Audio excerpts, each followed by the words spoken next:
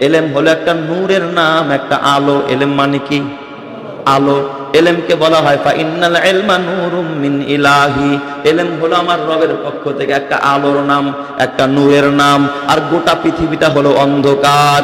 আদ-দুনিয়া কুল্লুহা যুলমাতুন, গোটা পৃথিবীটা অন্ধকার। এই অন্ধকারের ভিতরে চলতে হলে লাইট দরকার, আছে না নাই? কথা কয় না কে? লাইট লাগবে, আলো ছাড়া পথ চলা যায় না।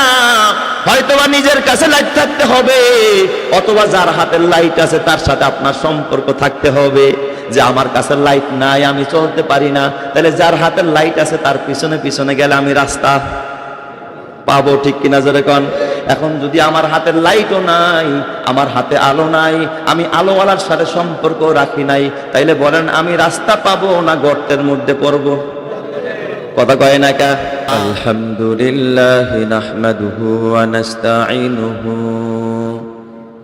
ওয়া নাস্তাগফিরুহু ওয়া নু'মিনু বিহি ওয়া নাতাওয়াক্কালু আলাইহি ওয়া নাউযু বিল্লাহি মিন শুরুরি আনফুসিনা ওয়া মিন সাইয়্যাতি আ'মালিনা। من يهده الله فلا مضل له ومن يضلله فلا هادي له ونشهد أن لا إله إلا الله وحده لا شريك له ونشهد أن سيدنا وسندنا وحبيبنا وطبيبنا ومولانا محمدا عبده ورسوله أما بعد فأعوذ بالله من الشيطان الرجيم بسم الله الرحمن الرحيم ومن يؤت الحكمة فقد أوتي خيرا كثيرا وما يذكر إلا أولو الألباب. وقال تعالى يرفع الله الذين آمنوا منكم والذين أوتوا العلم درجات وصدق رسوله النبي الكريم ونحن على ذلك لمن الشاهدين والشاكرين والحمد لله رب العالمين. رضينا قسمة الجبار فينا رضينا قسمة الجبار فينا لنا علم وللأعداء مال لنا علم وللأعداء مال رضينا قسمة الجبار فينا لنا علم وللجهال مال لنا علم وللجهال مال فإن المال يفنى عن قريب وإن العلم يبقى لا يزال وإن العلم يبقى لا يزال. محبতের সাথে দুরূদ শরীফ পাঠ করি। আল্লাহুম্মা সাল্লি আলা মুহাম্মাদিন ওয়া আলা আলি মুহাম্মাদ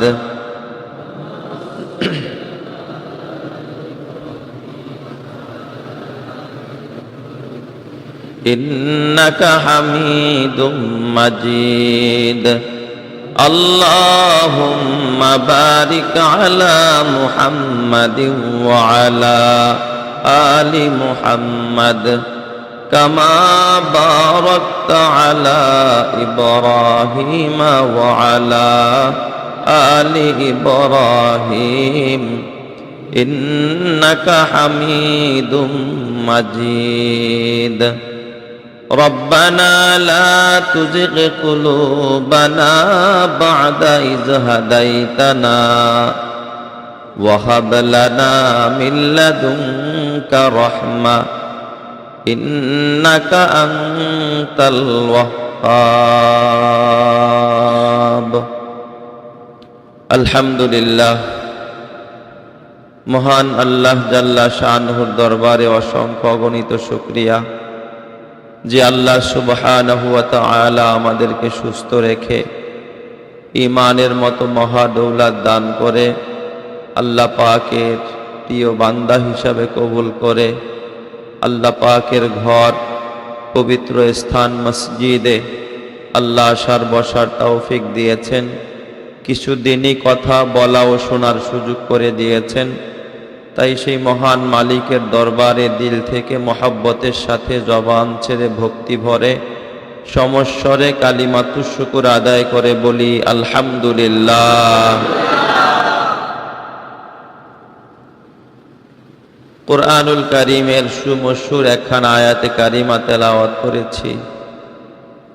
এই আয়াতে কারিমার মধ্যে আল্লাহ পাক বলেন ওয়ামাই ইউতাল হিকমাতা ফাকাদ উতিয়া খায়রান কাসীরা, যে যাকে হিকমত দেওয়া হলো, যাকে জ্ঞান দান করা হলো, যাকে ইলম দান করা হলো, তাকে অসংখ্য অগণিত কল্যাণ এবং বরকত দান করা হলো। সুবহান। তার মানে যে আল্লাহর পক্ষ থেকে ইলমের ওয়ারিস হয়ে গেল, আল্লাহর পক্ষ থেকে ইলমের মালিক হয়ে গেল, যাকে আল্লাহ পাক ইলম দিলেন, যাকে আল্লাহ পাক আসমানি কিতাবের ইলম দান করলেন, ওহীর ইলম দান করলেন, তাকে যেন আল্লাহ পাক অসংখ্য অগণিত কল্যাণ আর মঙ্গল আর বরকত দান করলেন। সুবহান। ইলম বড় দামি জিনিস, চাইলেই অর্জন করা যায় না। কেউ চাইলেই আলেম হইতে পারে না, কেউ চাইলেই হাফেজে কোরআন হতে পারে না। আল্লাহর 30 পারা কোরআন সবাই বুকে ধারণ করতে পারে না, সবাই সিনায় ধারণ করতে পারে না। যার কল্যাণ আল্লাহ চান, যার মঙ্গল আল্লাহ চান, যাকে আল্লাহ পাক প্রিয় করতে চান, যাকে আল্লাহ পাক নাজাত দিতে চান, তার দিদার দিতে চান, জান্নাত দিতে চান, তাকেই শুধু ইলম দান করেন। সুবহান। বড় দামি জিনিস, দামি দৌলত। রাসূলুল্লাহ সাল্লাল্লাহু আলাইহি ওয়াসাল্লাম হাদিসে পাকের মধ্যে ইরশাদ করেন তলাবুল ইলমি ফারিদাতুন আলা কুল্লি মুসলিম, যে দ্বীনি ইলম শিক্ষা করা প্রত্যেক মুসলমান, চাই সে নারী হোক চাই সে পুরুষ হোক, সকলের উপরই ফরজ। দ্বীনি ইলম শিক্ষা করা, দ্বীনি জ্ঞান লাভ করা, আপনার জীবন চলার জন্য হালাল হারাম জানা, নামাজের মাসআলা মাসাইল জানা, রোজার মাসআলা মাসাইল জানা, হজের বিধান জানা, কোনটা পাক কোনটা নাপাক এটা জানা, শরীয়তের বিধানগুলো জানা, সেই অনুযায়ী জীবন যাপন করা, এটা হলো মুসলমানদের উপরে কি ফরজ। সুন্নত নয়, মুস্তাহাব নয়, ওয়াজিবও নয়, এটা কি ফরজ। শিখতেই হবে, না শিখলে আপনি গুনাহগার হবেন। নামাজ কয় রাকাত, কোন রাতের নামাজ কেমনে পড়তে হবে, নামাজের জন্য কয়টা সূরা জানতে হবে। একটা সূরা না জানলে, সূরা ফাতিহা না জানলে নামাজ হবে না। ফরজ মিকদারে ফরজ, যেই পরিমাণ কেরাত পড়া ফরজ, ওই পরিমাণ কেরাত না জানলে নামাজ হবে না। তাহলে ওই পরিমাণ কেরাত শিক্ষা করা, ওই পরিমাণ ফরজ মাসাইল শিক্ষা করা, এটাও ফরজ। এটা যদি কেউ লঙ্ঘন করে, না শিখে, তাহলে আজীবন সে ফরজ তরকের গুনাহগার হবে। এই জন্য নবী বলেছেন, দ্বীনি ইলম শিক্ষা করা, দ্বীনি মাসআলা মাসাইল জানা, দ্বীন সম্পর্কে জ্ঞান অর্জন করা, এটা প্রত্যেকটা মানুষের উপরে কি ফরজ, বাধ্যতামূলক। আর এই ফরজ ইলম যে শিখবে, যার ভিতরে ফরজ ইলম, মুফতি হওয়া ফরজ না। আমি কিন্তু এটা বলি নাই যে মুফতি হওয়া ফরজ, মুহাদ্দিস হওয়া ফরজ না, মসজিদের ইমাম হওয়া ফরজ না, মেম্বারের খতিব হওয়া ফরজ না, বড় বক্তা হওয়া ফরজ না, বড় পীর হওয়া ফরজ না। কিন্তু আপনার জীবন চলার জন্য, ইসলামের বিধান পালন করার জন্য যতটুকু ইলম দরকার, অতটুকু ইলম শিক্ষা করা কি ফরজ। আপনি আপনার জরুরি ইলম শিক্ষা করে এরপরে আপনি ইঞ্জিনিয়ার হন, বাধা নাই। আপনি ডাক্তার হন, বাধা নাই। আপনি ব্যারিস্টার হন, বাধা নাই। আপনি রাজনীতিবিদ হন, বাধা নাই। আপনি ব্যবসায়ী হন, বাধা নাই। আপনি চিকিৎসক হন, বাধা নাই। কিন্তু প্রথমে আপনাকে ফরজ পরিমাণ ইলম শিখতে হবে। এই ফরজ পরিমাণ ইলম না শিখে আপনি যা হবেন ওটার মধ্যে গুনাহ হবে। আর ফরজ পরিমাণ ইলম শিখে এরপর আপনি যেই লাইনে যান, যেই পথেই হাঁটেন, কসম আল্লাহর, আল্লাহ পাক নাজাতের রাস্তা খুলে দিবে। সুবহান। এই জন্য দিন শিখতে হবে, দিন বুঝতে হবে। মানতে হলে আগে বুঝতে হয়, আগে শিখতে হয়, আগে জানতে হয়। জানলেই সহজে মানা যায়, আর না জানলে বুঝাও যায় না, মানাও যায় না। বুঝা মনে হয় তখন। আল্লাহর নবীর প্রিয় চাচা হযরতে আব্বাস রাদিয়াল্লাহু তাআলা আনহু, নবীজির 12 চাচা ছিলেন। কয় চাচা? বাপ চাচারা 12 ভাই, তার মধ্যে একজন হলেন হযরতে আব্বাস রাদিয়াল্লাহু তাআলা আনহু। এই আব্বাস রাদিয়াল্লাহু তাআলা আনহুকে একবার প্রশ্ন করা হলো যে এই পৃথিবীতে সমস্ত নিয়ামত রাজি আল্লাহ পাক যা মানুষকে দিয়েছেন, উত্তম নিয়ামত কোনটা, সবচাইতে দামি নিয়ামত কোনটা, সবচাইতে দামি বস্তু কোনটা যা আল্লাহ পাক মানুষকে দিয়েছেন? এটা কি দুনিয়ার সম্পদ না অন্য কিছু? হযরত আব্বাস রাদিয়াল্লাহু তাআলা আনহু বললেন যে আকাশের নিচে জমিনের উপরে এই বিশ্ব মানবতাকে যত নিয়ামত আল্লাহ পাক দিয়েছেন, ঈমানের পরে সর্ব উৎকৃষ্ট নিয়ামত, সবচেয়ে দামি নিয়ামত হলো নিয়ামতে ইলম, ইলমের নিয়ামত। যেরকম সুবহানাল্লাহ, ইলমের নিয়ামত। আল্লাহ এমনি বলে নাই ওমাইয়ুতাল হিকমাতা ফাকাদ উতিয়া খায়রান কাসীরা। আল্লাহ কিন্তু এই কথা কয় নাই যারা ইলম দেওয়া হয়েছে তারা কল্যাণ দেওয়া হয়েছে, একটা কল্যাণ দেওয়া হয়েছে, এই কথা বলে নাই। আল্লাহ কি বলছেন? ফাকাদ উতিয়া খায়রান কাসীরা। তার একটা কল্যাণ নয়, দুইটা কল্যাণ নয়, যাকে ইলম দেওয়া হয়েছে তাকে সামগ্রিক কল্যাণ দেওয়া হয়েছে। এমন কোন কল্যাণ বাকি নাই যা তাকে দেওয়া হয় নাই। জোরে কোন সুবহানাল্লাহ। ইলম পেয়ে গেছো তো সব কল্যাণ পেয়ে গেছো। আল্লাহু আকবার বলেন সবাই। ইলম পাইছেন মানে সব কল্যাণ পেয়ে গেছেন। আর ইলম পান নাই মানে সব কল্যাণ থেকে আপনি বঞ্চিত। ওমাইয়ুতাল হিকমাতা ফাকাদ উতিয়া খায়রান কাসীরা ওয়ামা ইয়াযাক্কারু ইল্লা উলুল আলবাব। আর এর থেকে শুধুমাত্র জ্ঞানীরাই উপদেশ গ্রহণ করে। আল্লাহ পাক বলেন আমার এই কথা থেকে, আমার এই নসিহত থেকে, আমার এই উপদেশ থেকে যারা একমাত্র জ্ঞানী তারাই উপলব্ধি করে, তাদের জন্য বুঝার মতো উপকরণ রয়েছে, তারা এর থেকে শিক্ষা গ্রহণ করে। জ্ঞানী ছাড়া কোনো মানুষ কোনোদিন শিক্ষা অর্জন করতে পারে না, ঠিক কিনা? ওমা ইয়াযাক্কারু ইল্লা উলুল আলবাব। জ্ঞানীরাই শুধু উপদেশ গ্রহণ করে, তারাই নসিহত গ্রহণ করে, তারাই হেদায়েতের পথে চলে, ওরাই জান্নাতি মানুষ। জোরে কর সুবহান। তো এখানে রইসুল মুফাসসিরিন আব্দুল্লাহ ইবনে আব্বাসের বাবা হযরতে আব্বাস রাদিয়াল্লাহু তাআলা আনহু বললেন নিয়ামত রাজির মধ্যে সবচেয়ে দামি নিয়ামতের নাম কি? ইলম। ইলমকে কেন দামি নিয়ামত বলা হইল? মুফাসসিরিনে কেরাম ব্যাখ্যা লিখেছেন এলেমের দাম বাড়ার মোটামুটি অনেকগুলো কারণ আছে। আমি 4টা কারণ শোনাবো আপনাদেরকে। কয়টা? জোরে কোন? 4টা। কেন এলেমের এত দাম? এলেমের কারণে কেন মানুষের মর্যাদা এবং মান এত বেড়ে যায়? 4 কারণ। 1 নম্বরের কারণ শুনেন। এ দোস্ত, এই দুনিয়াতে এলেমের দ্বারা মানুষের মধ্যে মহব্বত বাড়ে, সম্প্রীতি বাড়ে, ভালোবাসা বাড়ে, পরস্পরের ভিতরে মহব্বত বাড়ে, আর সৌহার্দ্যপূর্ণ আচরণ বাড়ে। কথা ঠিক না বেঠিক? জোরে কোন। পরস্পরের ভিতরে বন্ধন কায়েম হয় এলেমের দ্বারা। এই দুনিয়ার ভিতরে সবচেয়ে গভীর এবং নিবিড় বন্ধন ছাত্র এবং ওস্তাদের বন্ধন। আপনারা বলেন, পৃথিবীতে যত শিক্ষক এবং শিক্ষার্থী দেখছেন, এই যে বিশেষ করে কওমি মাদ্রাসার ভিতরে শিক্ষক শিক্ষার্থীদের ভিতরে যেই সৌহার্দ্যপূর্ণ আচরণ, যেই ভালোবাসা, যেই মহব্বত, পৃথিবীর ইতিহাসে ভার্সিটি বলেন আর ইউনিভার্সিটি বলেন, কোথাও এই সৌহার্দ্যপূর্ণ আচরণ আর এই ভালোবাসা, এই সম্প্রীতি আর মহব্বত কোথাও নাই। কথা ঠিক কি না? কোথাও নাই।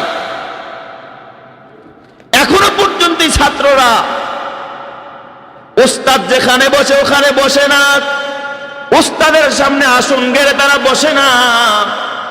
ওস্তাদের জুতাটা বাহিরে রাখলে ছাত্ররা জুতাটা ধরে সোজা করে রাখে। ঠিক না ব্যাটিক? জোরে কোন। জুতা সোজা করে কিনা? ওস্তাদের জুতাটা হাতে ধরতে দেয় না, ছাত্ররা আগে ধরে। হুজুরের ওজুর পানি নিয়ে ব্যস্ত হয়ে যায়। হুজুরে হাঁটতে যেন ছাত্র তার কলিজার ভিতরে আঘাত পায়, মাথার মধ্যে আগলায় রাখতে চায়, মাথার মুকুট বানাইতে চায়। এ ছাত্র বন্ধুরা, তোমাদের কাছে আমি ইতিহাস জানতে চাই, তোমরা জীবনে শুনছো নাকি কোনো মাদ্রাসার ভিতরে শিক্ষককে ঘরের ভিতরে আটকায়া তারপরে ছাত্ররা মারপিট করেছে, কলার দইরা টাইনা শিক্ষকের জামা ছিঁড়ে ফেলেছে, টুপি ছিঁড়ে ফেলেছে, পাগড়ি ছিঁড়ে ফেলেছে? ইতিহাস নাই। কিন্তু এমন কোন জাগতিক শিক্ষা প্রতিষ্ঠান নাই যেখানে শিক্ষককে অপমান করা হয় নাই। এমনকি শিক্ষককে দইরা পানির ভিতরে নিক্ষেপ করেছে রাজশাহী বিশ্ববিদ্যালয়ে। কথা ঠিক কি না? করে নাই? যত বড় একজন শিক্ষিত হোক না কেন, যত বড় একজন বিদ্বান হোক না কেন, এ মুসলমান, এই ভালোবাসার এই হৃদ্যতা তুমি কোথাও খুঁজে পাইবা না। আজও পর্যন্ত আমরা মাহফিলে গেলে দেখি বড় বড় আলেম ওলামারা আমাদের এখানে পড়ে গেছে। আমার এক ছাত্র, এখন সে মুহাদ্দিস মানুষ, হাদিসের কিতাব পড়ায়, তারও হাজার হাজার ছাত্র আছে। আমি নামছি স্টেজ থেকে, জুতাটা আগে আগে হাতে নিতেছে। বললাম, মাওলানা কি করতেছে? কয়, হুজুর, আপনার জন্য কলিজাটা কাইটা দিতে পারলেও আমার ঋণ, আপনার ঋণ শোধ হবে না। কি পরিমাণ ভালোবাসা, কি পরিমাণ মহব্বত! অথচ বলো, এই পৃথিবীর জমিনে যত বড় শিক্ষিত বলো, যত বড় দামি মানুষ বলো, 20 বছর 50 বছর ঢাকা বিশ্ববিদ্যালয়ে প্রফেসরি করেছে, এই মানুষটা বড় একজন শিক্ষিত মানুষ, তার একজন ছাত্রের সাথে যদি এক জায়গায় দেখা হয়, বেশির চেয়ে বেশি তাকে দেখলে বলবে, সালাম আলাইকুম স্যার। কথা কয় না কেন? সালাম আলাইকুম স্যার, এতটুকুই শেষ। ওই স্যারের, ওই প্রফেসরের জুতাটা কোনোদিন ওই শিক্ষার্থী হাত দিয়ে ধরবে না, তার জন্য এতটা ব্যস্ত হবে না, পেরেশানও হবে না। কিন্তু 1000 বছর নয়, যুবক, একটা ভালো করে শুনে রাখো, একজন ওস্তাদ আর একজন ছাত্রের মাঝে কি পরিমাণ ভালোবাসা! ওস্তাদকে কুলে নিয়া, ওস্তাদকে আদর দিয়া, সোহাগ দিয়া, নিজের গায়ের চাদর বিছায়া পর্যন্ত ছাত্ররা বসতে দেয়। এই যুগের ছাত্ররা হলো কওমি মাদ্রাসার ছাত্ররা। কথা ঠিক কিনা? এটা এলেমের কারণে, কোরআনের কারণে, হাদিসের কারণে। কথা ঠিক কিনা? জোরে কান। তাই এলেম কেন দামি? কারণ হলো এলেম দ্বারা মানুষের মাঝে সম্প্রীতি বজায় থাকে, ভালোবাসা মহব্বত বন্ধন কায়েম হয়। পক্ষান্তরে মালের দ্বারা মানুষের মধ্যে শত্রুতা কায়েম হয়। কথা কয় না কা? এলেম দ্বারা বন্ধুত্ব কায়েম হয়, আর মাল দ্বারা আপনি কোটি টাকার মালিক, আর একজন জিরো পকেট, সে আপনার দোস্ত হবে না দুশ্মন? আইরে, ও এত টাকা, ও আমার প্রতিবেশী, খাইছি রাগ করে, এটাই না নামাইতে হয় কেমনে দেখতেছি। কিন্তু একজন বড় আলেম আর একজন সাধারণ আলেম, দেখবেন এদের মধ্যে তেমন বাবাই এলেম নিয়ে কোনো অহংকার নাই, পরস্পরের ভিতরে সৌহার্দ্য আর ভালোবাসা। তাহলে এলেম মানুষের ভিতরে সম্পর্ক কায়েম করে, আর সম্পদ মানুষের মাঝে সম্পর্ক ছিন্ন করে। কথা ঠিক কি না? এক ভাই ধনী হয়ে যায় আর এক ভাই বরদাস্ত করতে পারে না, বোন বড় লোক হয়ে যায় ভাই সহ্য করতে পারে না, প্রতিবেশী ধনী হয় আরেক প্রতিবেশী বরদাস্ত করতে পারে না। মাল দ্বারা সম্পর্ক ছিন্ন হয় আর এলেম দ্বারা সম্পর্ক কায়েম হয়। তাইলে কোনটা দামি? আর জোরে কোন কোনটা দামি? এলেম দামি। আমার দোস্ত বলছিলাম 4 কারণে আলেমের মর্যাদা বেশি। আরেকটা কারণ হলো বাবা, খুব ভালো করে বুঝবেন, খুব ভালো করে বুঝবেন, এলেম হলো একটা নূরের নাম, একটা আলো। এলেম মানে কি? আলো। এলেমকে বলা হয় ফাইন্নাল ইলমা নূরুম মিন ইলাহি। এলেম হলো আমার রবের পক্ষ থেকে একটা আলোর নাম, একটা নূরের নাম। আর গোটা পৃথিবীটা হলো অন্ধকার। আদ-দুনিয়া কুল্লুহা যুলমাতুন, গোটা পৃথিবীটা অন্ধকার। এই অন্ধকারের ভিতরে চলতে হলে লাইট দরকার আছে না নাই? কথা কয় না কে? লাইট লাগবে, আলো ছাড়া পথ চলা যায় না। হয়তোবা নিজের কাছে লাইট থাকতে হবে, অথবা যার হাতের লাইট আছে তার সাথে আপনার সম্পর্ক থাকতে হবে। যে আমার কাছে লাইট নাই, আমি চলতে পারি না, তাহলে যার হাতের লাইট আছে তার পিছনে পিছনে গেলে আমি রাস্তা পাবো। ঠিক কিনা জোরে কোন? এখন যদি আমার হাতের লাইটও নাই, আমার হাতে আলো নাই, আমি আলোওয়ালার সাথে সম্পর্ক রাখি নাই, তাইলে বলেন আমি রাস্তা পাবো না গর্তের মধ্যে পড়বো? কথা কয় না কা? এ বাবা, আদ-দুনিয়া কুল্লুহা যুলমাতুন, গোটা দুনিয়া অন্ধকার, পাপের অন্ধকারে ছেয়ে গেছে গোটা দুনিয়া। এই অন্ধকার দুনিয়ায় চলতে হলে এলেম নামক আলো লাগবে। আর এলেম নামক আলো আছে আলেম ওলামাদের কাছে। ওরা পথ চেনে কমনে গেলে জান্নাত কোন পথে জাহান্নাম। এখন তুমি তো এলেম শেখো নাই, তোমাকেও এখন পথ একটা আছে। যদি জান্নাতের রাস্তায় হাঁটতে চাও, ওই লাইটওয়ালার সাথে এলেমওয়ালার পিছনে পিছনে তোমাকে হাঁটতে হবে। কথা ঠিক কি না? এলেমওয়ালার পিছনে হাঁটতে হবে, আলেমের পিছনে তোমাকে চলতে হবে, তাইলেই তুমি পথ পেয়ে যাইবা। আর যদি বলো না এলেমওয়ালার ঘাড় মটকায়া দিব, ওর পিছনে চলবো না, তাহলে শিয়াল কুত্তার মতো মরতে হবে, জানা নসিব হবে না। কথা ঠিক কিনা জোরে কর? আমার মুসলমান, তাহলে লাইটওয়ালার পিছনে চলো, এলেমওয়ালার পিছনে চলো। এলেমওয়ালার পিছনে হাঁটলে তোমাকে নাজাতের রাস্তা দেখায়া দিবেন কে? আরো জোরে বলেন না কে? আল্লাহ। এই জন্য এলেমওয়ালার পিছনে হাঁটতে হবে। এলেম হলো একটা নূর, একটা আলো। এটা হলো 2 নম্বরের ব্যাখ্যা। আর 3 নম্বরে বলতে চাইছিলাম, এ বাবা, এলেম এমন একটা জিনিস, যত পুরান হয় তত দাম বাড়ে না কমে। আর জোরে কোন বাড়ে না কমে? এলেম পুরা হইলে দাম, পুরানো হইলে দাম, আর মাল পুরান হইলে কথা কয় না। দোকানে গেছেন একটা ঔষধ কিনতে, গ্যাস্ট্রিকের ট্যাবলেট। ডাক্তার সাহেব মেয়াদ আছে তো? আছে, আর 1 মাস বাকি আছে। দূর মিয়া, বাদ দেন এটা, এখনো কিন্তু এক্সপায়ার ডেট হয় নাই, ডেট এখনো শেষ হয় নাই, তারপরও 1 মাস বাকি। এরপরে কিনেননি আপনারা, এইটা চলবো না। যেটা ডেট 1 বছর বাকি আছে ওইটা দেন। তার মানে এটা পুরান হয়ে গেছে, এটার ভ্যালুলেস। আর যদি এক্সপায়ার ডেট হয়ে যায়, যদি মেয়াদ শেষ হয়ে যায়, কেউ কিনবেনি। ফ্রি দিলে নিবনি, ফ্রি দিলেও খাইবনি। এটা খাইলে পার্শ্ব প্রতিক্রিয়া আছে, এটা খাইলে ক্যান্সার হইব, অমুকটা হইব, তমুকটা হইব। মানে পুরান হয়ে গেছে, এখন এর স্থান হলো ডাস্টবিন। কথা কয়? ডেট এক্সপায়ার হয়ে গেছে, এখন স্থান কোথায়? ডাস্টবিন। এ মুসলমান, দুনিয়ার মাল পুরান হইলে দাম শেষ হয়ে যায়, কোনো মূল্য থাকে না। আর এলেমের এমন এক রাস্তা, যত বয়স বাড়ে আলেমের মর্যাদা তত বাড়ায়া দেয় কে? আল্লাহ। যত বয়স বেশি হয় তত তার মর্যাদা বেড়ে যায়। কি পরিমাণ মর্যাদা! এ দোস্ত, এক সময়ের ডিসি সাহেব, এক সময়ের ডিসি সাহেব যার হুঙ্কারে গোটা জেলা কাঁপত। এক সময়ের ওসি সাহেব তার হুঙ্কারে গোটা থানা থরথর করে কাঁপত।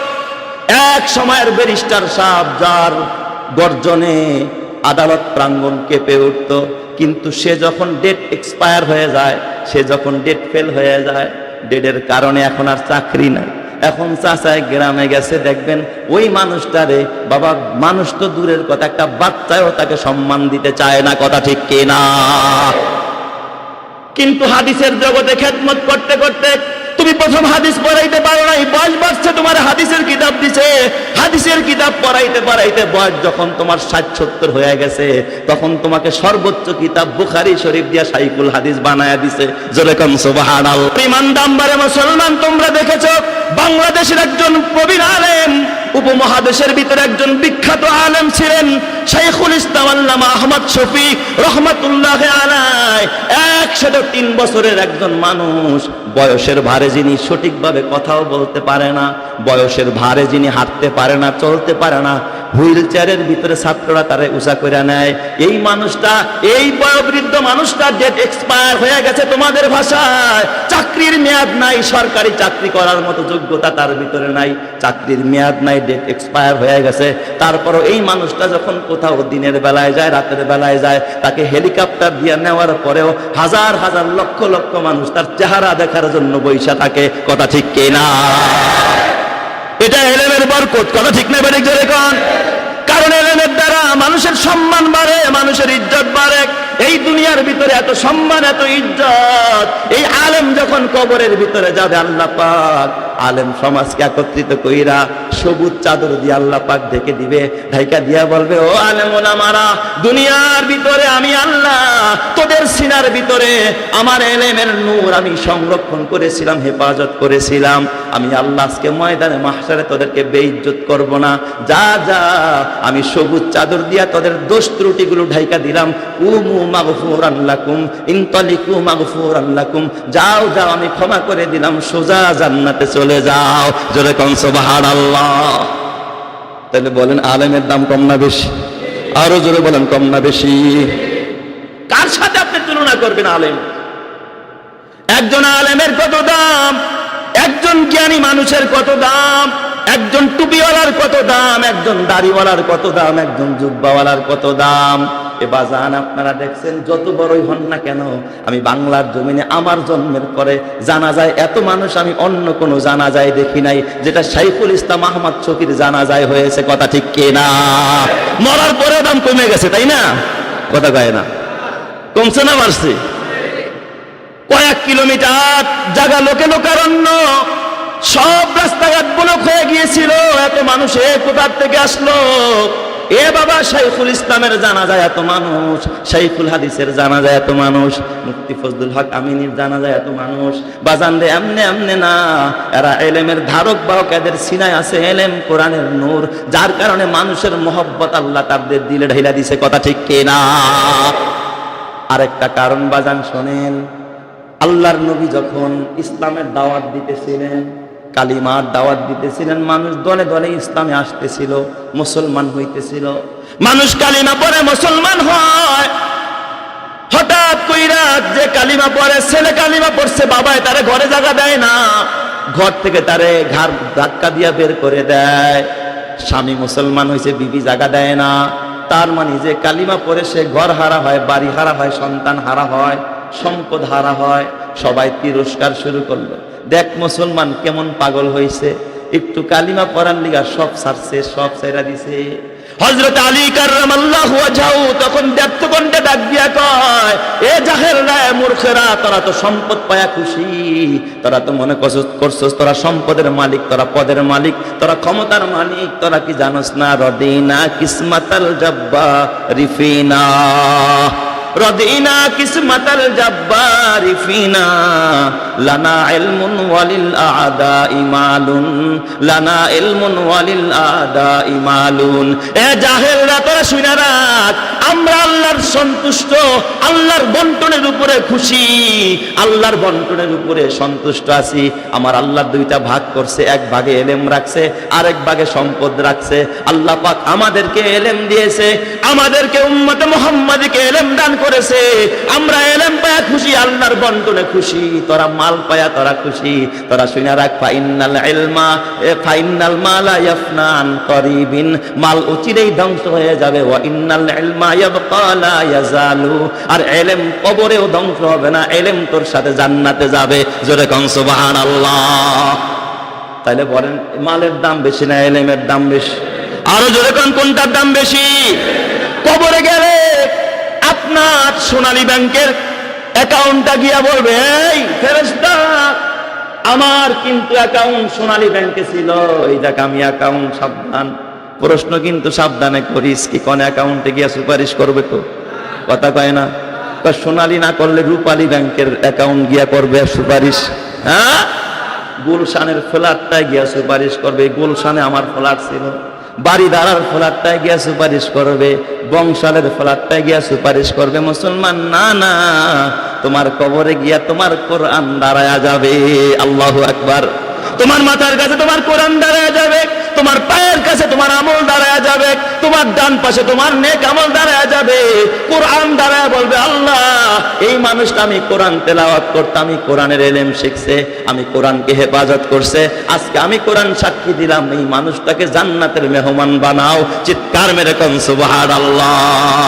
তাহলে কোরআন সুপারিশ করে কোথায় নিবে? আরো জোরে কোন না কোথায়?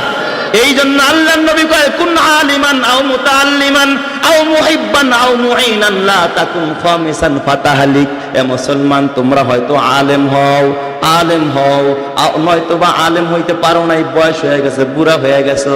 আও মুতাআল্লিমান, অথবা আলেমের ছাত্র হও। আও মুহিব্বান, ছাত্র হইতে পারতেছো না, সময় নাই, আলেমকে মোহাব্বত করো। আও মুঈনান, অথবা আলেমকে সাহায্য করো। 1 নম্বরে বলছে আলেম হও, 2 নম্বরে বলছে আলেমের ছাত্র হও, 3 নম্বরে বলছে আলেমকে মোহাব্বত করো, 4 নম্বরে বলছে অথবা আলেমকে সাহায্য করো। আল্লাহর নবী কয়, লা তাকুন খামিসান, পঞ্চম প্রকার হয়ো না, হয়তো আলেম হও, নয়তো ছাত্র হও, অথবা আলেমকে মোহাব্বত করো, অথবা আলেমকে সাহায্য করো। এই 4টার যে কোনো একটা হইতে হবে। যদি একটাও হইতে না পারো, পঞ্চম প্রকারে হও ফাতাহালিক। আল্লাহর নবী কয়, তোমার ধ্বংস অনিবার্য। কথা ঠিক কিনা? ধ্বংস হয়ে যাইবা এই 4 প্রকারের বাহিরে গেলে। এই জন্য হয়তো আলেম হইতে হবে, নয়তো বা আলেমের ছাত্র হইতে হবে। সময় নাই, ইলম শিখতে পারি না, হয়তো বা আলেমকে মোহাব্বত করতে হবে। এটাও যদি না পারো, আলেমকে সাহায্য করতে হবে। লা তাকুন খামিসান ফাতাহালিক, পঞ্চম প্রকার হইবা, ধ্বংস করে দিবেন কে? আল্লাহ আমাদের সবাইকে কবুল করেন। জোরে কান আমিন। আরো জোরে বলেন আমিন।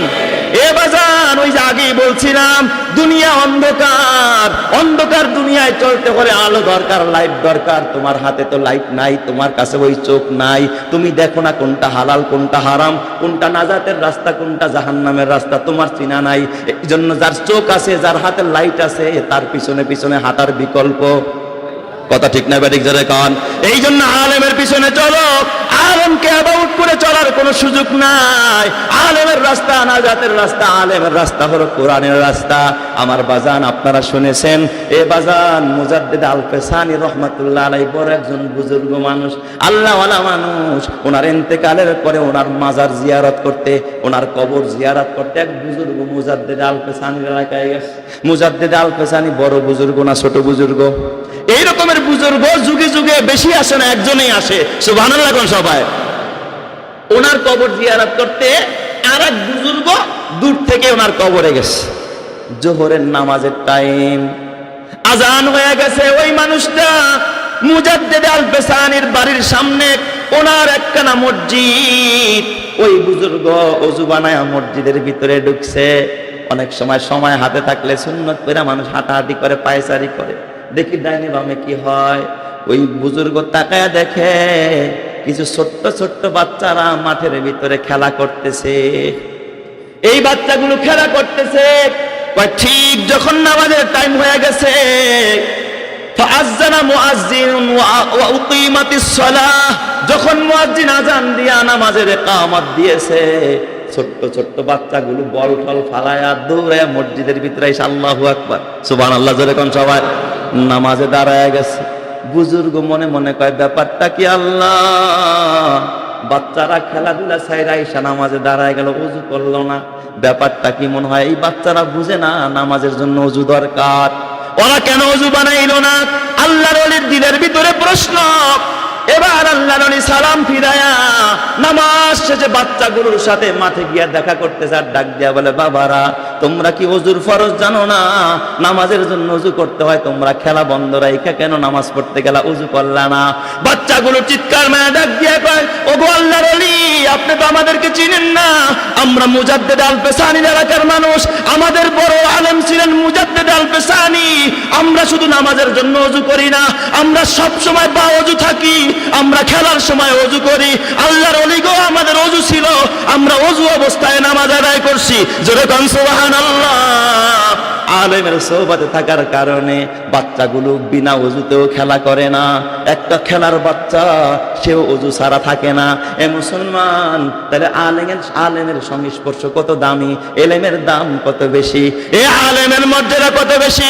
একজন চেয়ারম্যানের কথা কিতাবের মধ্যে লেখে, একজন চেয়ারম্যান এক বয়ানে গিয়ে আলেমের মর্তবার কথা শুনছে, আলেমের ফজিলাতের কথা শুনছে।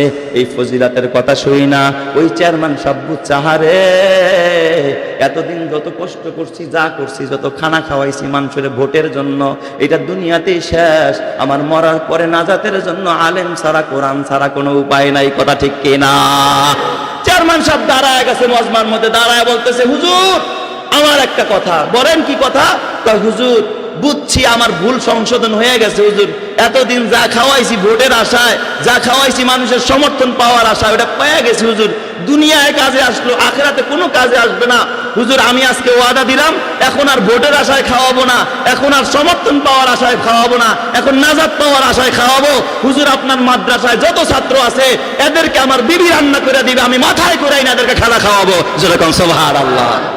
সিদ্ধান্ত ভালো না খারাপ? ভালো সিদ্ধান্ত নিস।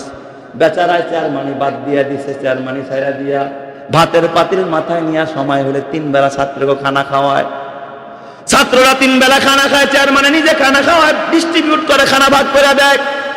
একদিন বাসায় কারণবশত খানা রান্না করতে দেরি হয়ে গেছে, জোহরের টাইম, নামাজ শেষ করে বাচ্চারা, এরা তো আর সকাল বিকাল নাস্তা করে না যে পেটটা ভরা থাকবে, ক্ষুধার্ত বাচ্চা। এই বাচ্চারা ওরা হঠাৎ করে কয়, একটা ছেলে ছিল খুব দুষ্ট, ক্ষুধায় সইতারে না, পেট ডলে, আর কয় গরুডায় যে এখনো খাওয়ান নিয়ে হয় না। কি কয়? আরে গরুডায় এখনো খাওয়ান নিয়ে হয় না। কে কারে গরু কইছে? চেয়ারম্যান সাহেব রে গরু কইছে। আপনারা জানবেন, কথা বাতাসের আগে চলে।